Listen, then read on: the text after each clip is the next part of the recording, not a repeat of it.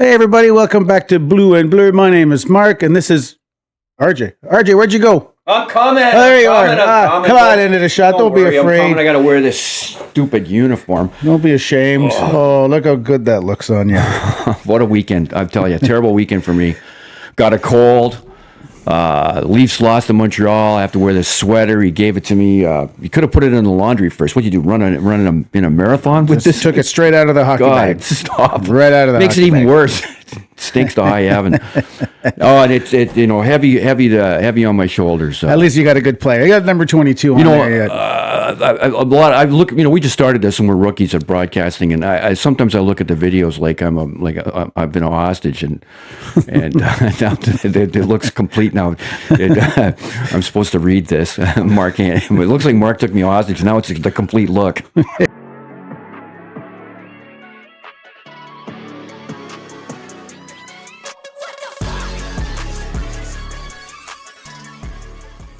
All right, and let's talk about Saturday's game. Leafs, Habs, Montreal wins in overtime, shootouts. Of course, now RJ's wearing a Habs jersey because if you didn't watch the last episode, we made a bet. The loser of the game would wear the other one's jersey. So, Habs won in a shootout. So now Rick is playing. So what did you think? Let's start with the goalies, Rick. Well, Hildeby, first Dovas is easy. He played good. He stopped 24 shots, but Hildeby had 34 against it. He had to stop a barrage in the second period of 14 shots, and he's the number one goalie now for the Leafs out of necessity, and he's played really well. He had a .970 save percentage last night or Saturday night. He's up around .930. He's number one in goalies who've played more than 2 or 3 games. In save percentage. And, so this is the thing. He's got new confidence. He's 24 years old. Is he going to be a guy? I don't know. Goalies, it's all about mental. A lot of it's about the mental aspect. And we'll see what happens because he's going to go slide back again. How does he handle that when he has a couple of bad games? Does he bounce back? Because right now he's seeing basketballs, but later on there'll be aspirins again. And we'll see what happens to Hildeby. But right now, that's great news for the Leafs. Yeah, I think both goalies really kept their team in. Both goalies really gave their teams a chance to win this, all the way in through overtime. Not many scores, not many goals tonight. Kyle Fields got his 15th of the year in a power play. He was left alone in the corner of that net. You can't leave Caulfield alone there in the corner of the net. If there's a loose puck, he'll find it and tuck it in every single time. But the Leafs controlled the overtime. Like they were.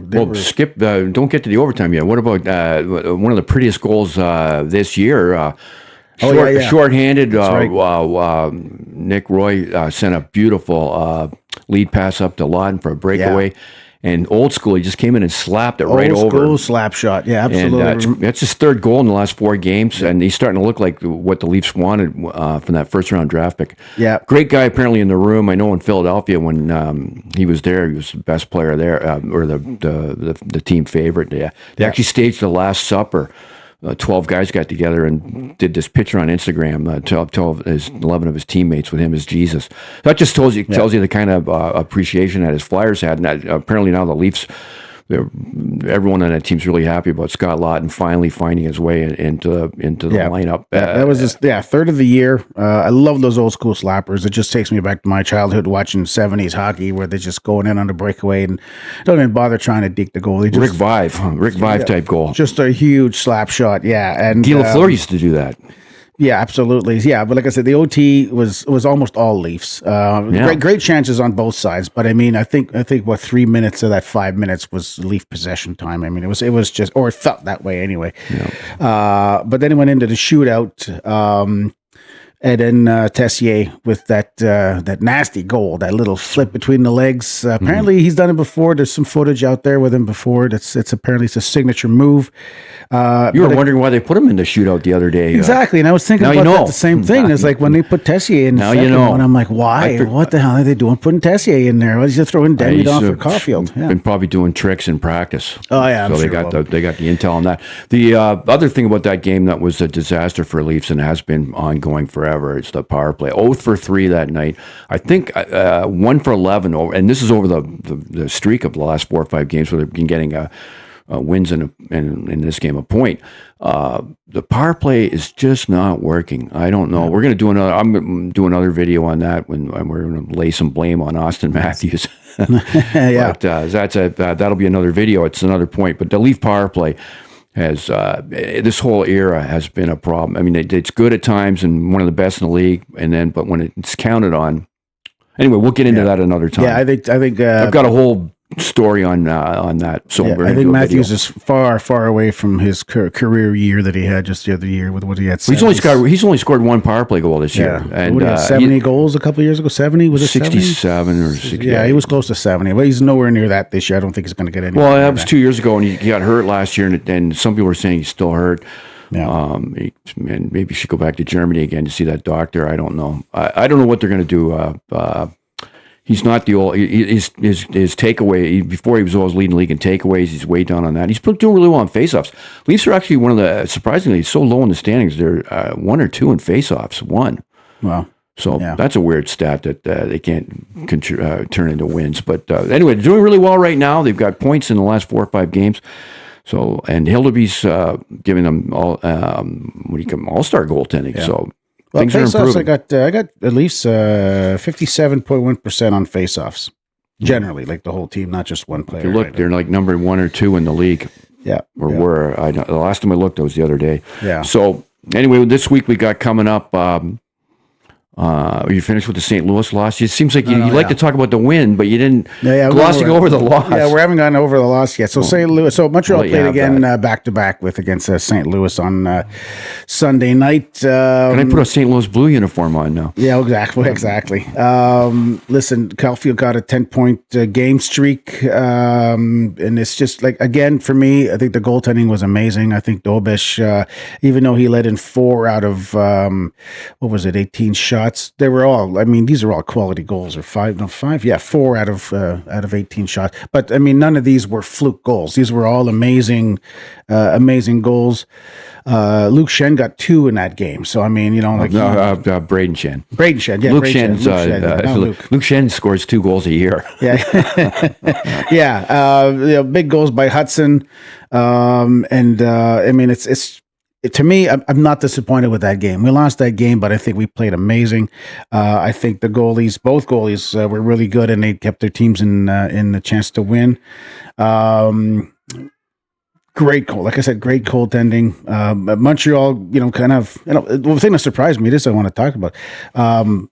Martin St. Louis decided to pull the goalie at about almost a 6-minute mark. It was 5.5 minutes or 6 minutes before he decided to. That's an interesting strategy. That is an interesting strategy. Well, they were down 4-2, and then like 5.5 to go, they start pulling Dobish out of there, and I'm like, wait a minute, holy Jesus, are we that desperate yet? But it worked because they ended up making it 4-3. They couldn't tie it up. I wouldn't be surprised you'll see more of that. The analytics guys probably have stats that say that works when you're down 2 goals with 6 minutes to go. Yeah, absolutely. But not much to say about the St. Louis game. I'm not disappointed. I'm really happy the way they played. And so, which takes us to this week's schedule.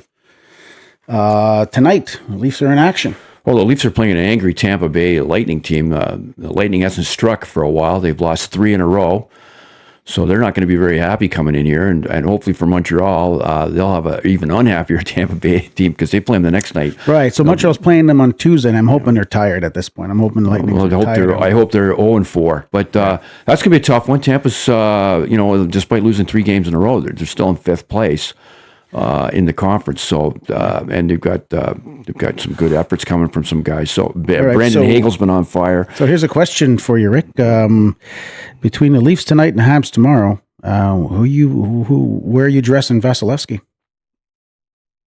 Well, he's going to play tonight, I think. He's going to play the first. I find they usually play the first of a back-to-back. Right. And Johansson will get us good right now. I know you think Montreal is so much better than Toronto that they should hold him back for that. Well, the stats don't lie right now. So. No, I agree, but no, I think they play him tonight. I think plus he's got Leafs number because of the playoff wins and stuff. Well, they got the Habs number too because of the playoff finals as well a few years ago, right? So, don't remind me of that. Yeah, Vasilevsky right now is 11-6-2. He's got a 2.31 goal against average and 9.17 save percentage. I think he plays tonight. Johansson's 5-4-0. .215 goals against and an .896 average.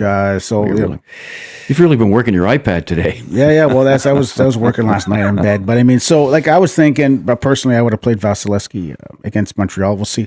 Maybe by now they would have announced it already. I noticed that. Oh yeah, that's right. The other story I forgot about St. Louis is that Montembeault was not in the lineup. Apparently he was sick. Oh boy! And so they called up Kakkonen from Laval to back Dobesh up. But this morning I read the news and they sent Kakkonen back, so Montembeault must be just back. Had the flu or something, yeah. So maybe Montembeault will be playing. There's talk of teams being allowed to carry an extra player. Like all teams will be allowed to just carry 3 goalies. Some teams do anyway, but they just make it like an extra roster spot. Right. Increase the roster to 24, but it can only be a goalie. There has been talk about that. Right. And you think Hildeby's playing tonight? I think for sure he's playing tonight. I think you might have to ride him and play again. And anyway, so going forward in the week, then Leafs have San Jose, and for about 5 years now, it's having San Jose as a game that's an easy one, but not anymore. They're fighting for a playoff spot. They're only about 1 point out, and Celebrini is playing fantastic, and is obviously him and Berard are going to be the new young guns, take over from McKinnon and McDavid. Yep. Celebrini's playing great. San Jose is going to be and they've had and they're quite an offensive team. They're getting 5-6 goals a night some nights. It's going to be quite a shootout on Wednesday. Yeah. What does Montreal have after Tampa Bay? Montreal's got Penguins on Thursday. Right. So Tampa Bay on Tuesday, and then they get a night off, and then the Penguins on Thursday. So we'll come back on Friday and recap those. And yeah, we'll definitely come back on Friday, recap all this week's games, and then we'll be previewing our Saturday matchups, which are Habs against the Rangers. And the Leafs have the Oilers. And the Leafs got the Oilers, so they're taking on Matthews and McDavid. That should be a good. I can't wait for somebody in the media to write, it's a big showdown between McDavid and Matthews, said best players in the world. I know I'm a Leaf fan, but come on, Matthews is not in the same class. It's ridiculous. There's always somebody in the media that writes that. Oh, it's a big showdown. No, it's not a big showdown.